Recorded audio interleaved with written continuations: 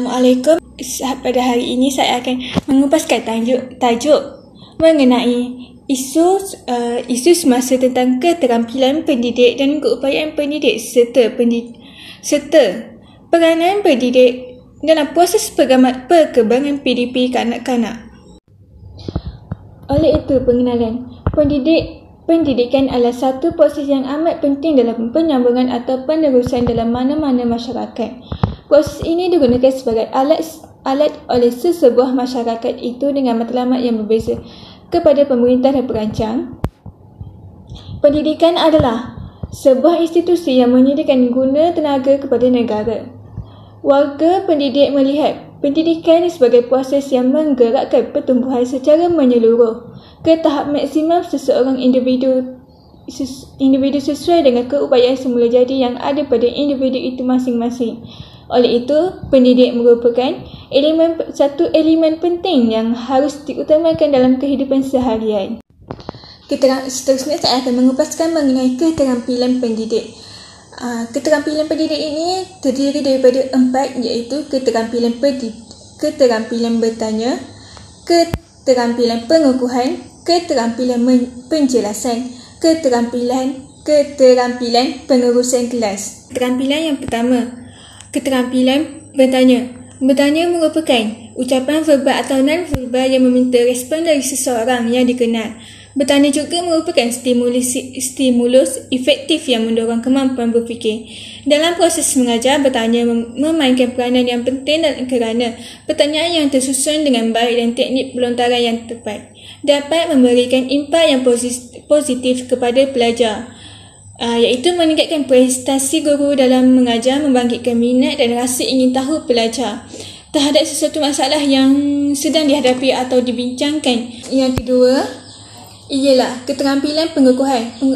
Keterampilan pengukuhan adalah segala bentuk respons, iaitu apakah bersifat verbal atau non-verbal, yang merupakan bahagian dari modifikasi tingkah laku dan tingkah laku guru terhadap tingkah laku pelajar. Ia bertujuan untuk memberikan informasi atau umpan balik bagi si penerima atau perbuatannya sebagai tindak dorongan. Keterampilan pengukuhan adalah respon tingkah laku guru terhadap tingkah laku pelajar berbentuk verbal atau non-verbal.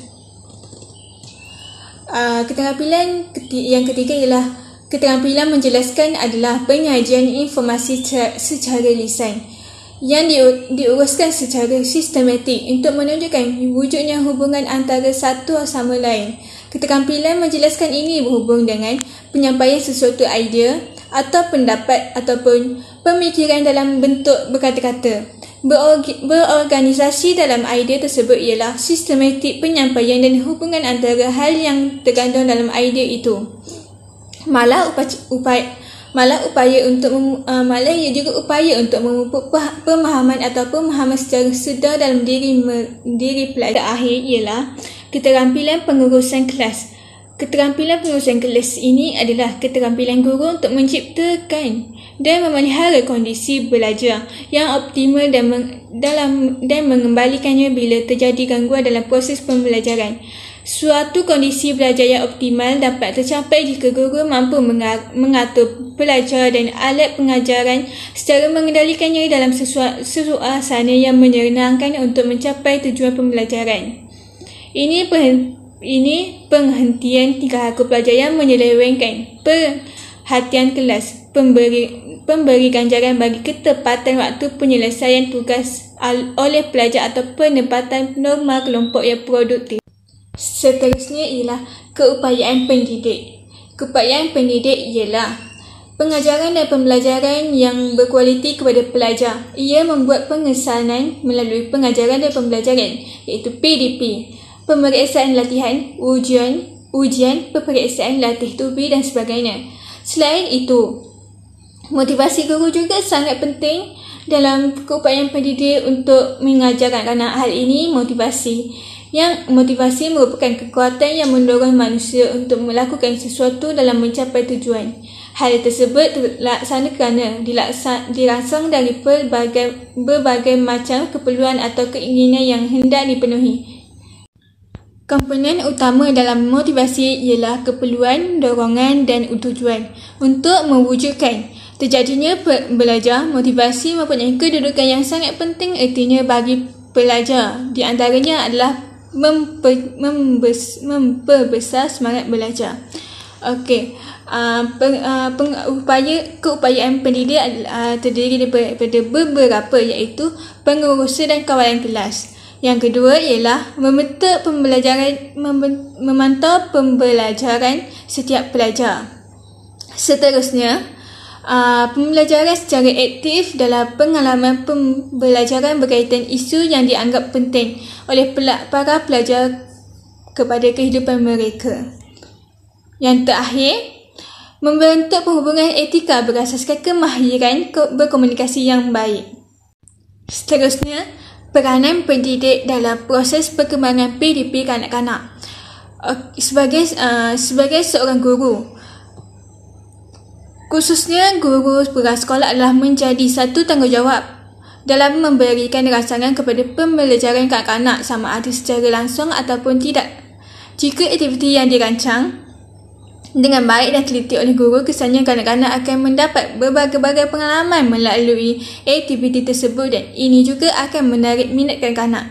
Kebijaksanaan dan daya usaha guru prasekolah amat penting dalam memastikan keberkesanan pembelajaran mereka. Secara keseluruhannya, tugas-tugas guru sebagai pendidik, pembimbing dan pengasuh diberi penekanan utama. Oleh itu, guru prasekolah atau taska juga perlulah sentiasa mencuba untuk membaiki dan meningkatkan lagi pengetahuannya dalam bidang pendidikan prasekolah atau taska. Okey, baiklah. Peranan yang pertama ialah guru sebagai pengganti ibu bapa. Peranan yang kedua, guru sebagai contoh yang baik kepada kanak-kanak. Yang ketiga, guru sebagai pendorong yang menggalakkan pembelajaran kanak-kanak. Peranan yang keempat ialah peranan guru dalam membentuk perwatakan dan proses penyesuaian diri kanak-kanak. Yang terakhir sekali, peranan guru dalam masyarakat. Peranan guru dalam masyarakat ini yang sangat penting dimainkan oleh guru di pusat persekolahan.